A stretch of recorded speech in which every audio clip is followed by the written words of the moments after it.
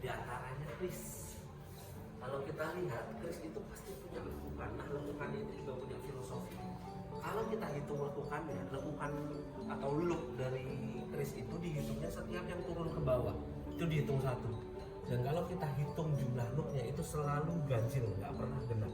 Nah, di sini kita ada di ruang topeng saat ini. Di ruang topeng ini kita ada topeng tradisional empat daerah. Ada dari Bali, ada dari Jogja, Cirebon, dan satu lagi ada dari Madura. Dan dari semua topeng yang ada di ruangan topeng ini, ada satu topeng yang mungkin orang banyak nggak tahu, tapi sebenarnya tahu. Nah, di sini ada topeng dari Yogyakarta. Ini topengnya menceritakan tentang cerita Panji Asmorobangun.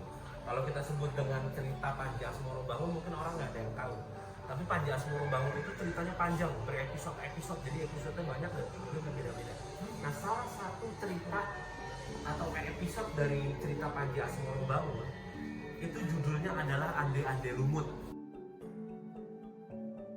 Ada Al-Quran himbahan dari Sri Sultan Hamengkubuwono ke-8.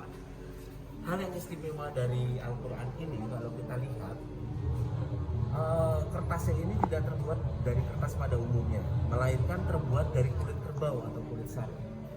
Terus untuk gambar-gambar serta tulisan-tulisannya itu semuanya manual handmade, jadi semuanya handwriting, jadi semuanya itu ditulis dengan menggunakan tangan. Dan dari semuanya yang paling istimewa kalau kita lihat warna kuning-kuningnya itu semuanya dilapisi oleh emas asli. Makanya ini kalau dibilang berharga, sangat berharga. Kenapa berharga banget? Karena memang barang properti milik sultan biasanya diproduksi hanya satu, jadi tidak dibuat massal.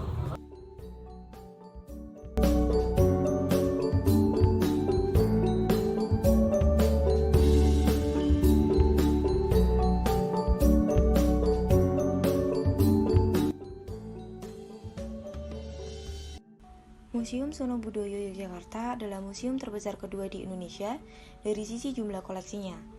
Dengan total koleksi kurang lebih 65.000 koleksi yang terbagi menjadi berbagai kategori. Museum Negeri Sono Budoyo merupakan unit pelaksana teknis daerah pada Dinas Kebudayaan Provinsi Daerah Istimewa Yogyakarta, mempunyai fungsi pengelolaan benda museum yang memiliki nilai budaya ilmiah, meliputi koleksi pengembangan dan bimbingan edukatif kultural. Sedangkan tugasnya adalah mengumpulkan, merawat, pengawetan, melaksanakan penelitian, pelayanan pustaka, bimbingan edukatif kultural, serta penyajian benda koleksi Museum Negeri Sono Budoyo. Keberadaan museum erat hubungannya dengan sebuah yayasan masa kolonial Java Institute di bidang kebudayaan Jawa, Madura, Bali, dan juga Lombok.